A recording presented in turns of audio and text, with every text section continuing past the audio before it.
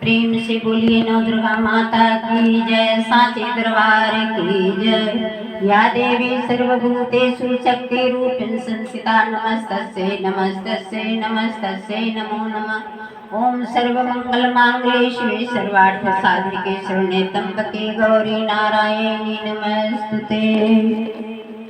अंबिके देवता और असुर दोनों ही अपने माथे के मुकुट की मणियों को तुम्हारे चरणों पर घिसते रहते हैं। तुम रूप दो, जय दो, अस दो और काम क्रोध आदि शत्रुओं का नाश करो। तुम अपने भक्तजनों को विद्वान, यशस्वी और लक्ष्मीवान बनाओ तथा रूप दो, जय दो, अस दो और काम क्रोध आदि शत्रुओं का नाश करो। प्रचंड दैत्य के दर्प का दलन करने वाली चंडिके मुझ शरणागत को रूप दो, जय दो, अस दो और काम क्रोध आदि शत्रुओं का नाश करो। चतुर्मुख ब्रह्मा जी के द्वारा प्रशंसित होने वाली प्रशंसित चार भुजाधारिणी परमेश्वरी तुम रूप दो, जय दो, अस दो और काम क्रोध आदि शत्रुओं का नाश करो।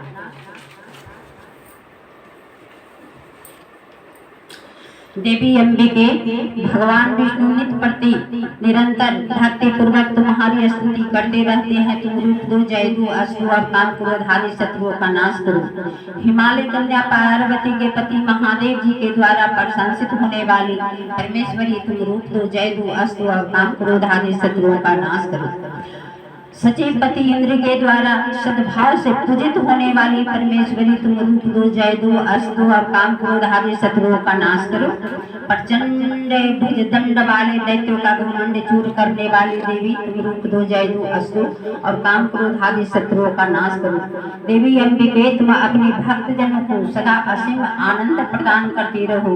मुझे रूप दो, जय दो, अस दो और मेरे काम क्रोध आदि शत्रुओं का नाश करो। मन की इच्छा के अनुसार चलने वाली मनोहर पत्नी प्रदान करो, जो दुर्गम संसार सागर से तारने वाली तथा उत्तम कुल में उत्पन्न हुई हो। जो मनुष्य इस स्रोत का पाठ करके सप्तसती रूपी महास्रोत का पाठ करता है, वह सप्तसती की जब संख्या मिलने पर श्रेष्ठ फल को प्राप्त होता है, साथ ही वह प्रचुर संपत्ति भी प्राप्त कर लेता है। बोली नौ दुर्गा माता की जय। किलम ओम चंडिका देवी को नमस्कार है। मार्कंडे जी कहते हैं, विशुद्ध ज्ञानी ही जिसका शरीर है, तीनों वेद ही जिनके तीन दिव्य नेत्र हैं, जो कल्याण प्राप्ति हेतु ही तथा अपने मस्तक पर अर्धचंद्र का मुकुट धारण करते हैं, उन भगवान शिव को नमस्कार है।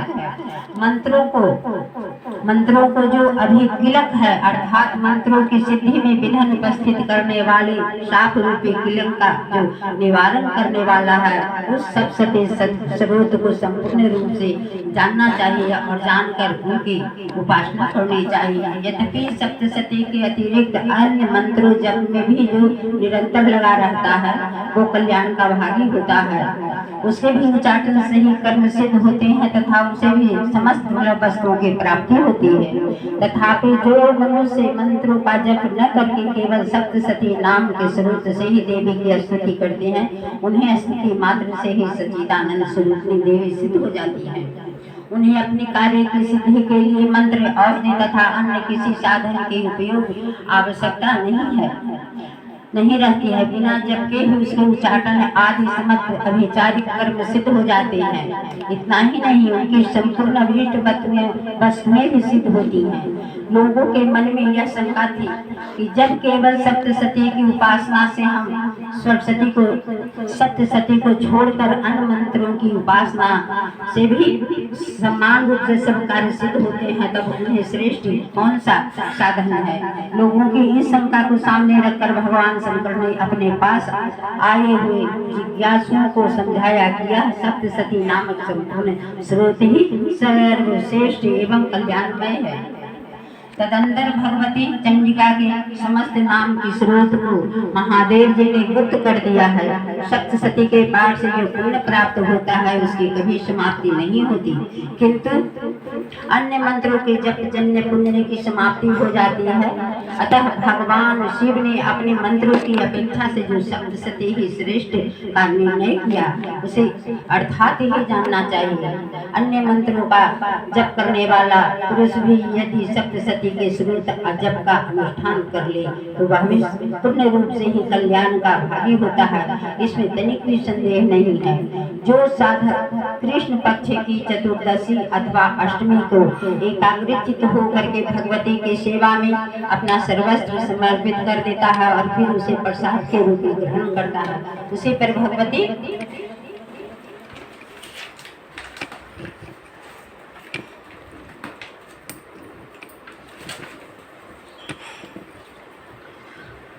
भगवती प्रसन्न होती है, अन्यथा उनकी प्रसन्नता नहीं प्राप्त होती। इस प्रकार सिद्धि के प्रति बिंब रूपक कील के द्वारा महादेव जी इस स्रोत को किलित कर रखा है।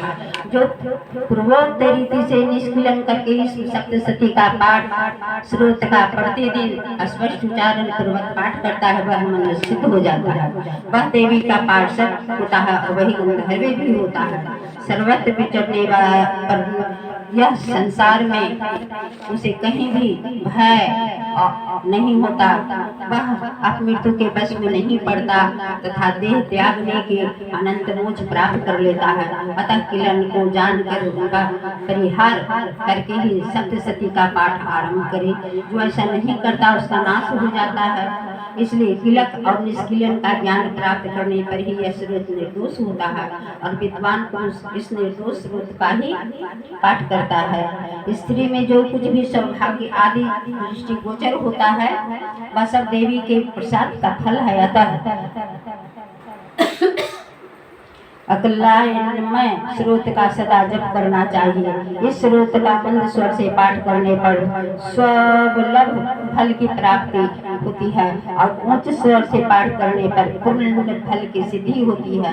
अतः उच्च स्वर से ही इसका पाठ आरंभ करना चाहिए, जिनके प्रसाद से ईश्वरीय सौभाग्य, आरोग्य, संपत्ति, शत्रुनाश तथा परम मोक्ष की भी सिद्धि होती है। उस कल्याणमयी जगदम्बा की स्तुति क्यों न करिए। बोलिए जगत जननी माता की जय। किलन पाठ खत्म हो गया है। अब राधे राधे। अब हम पाठ करने जा रहे हैं, इसलिए आप लोग से नमस्कार है। पूरा पाठ सुनने का कोशिश कीजिएगा।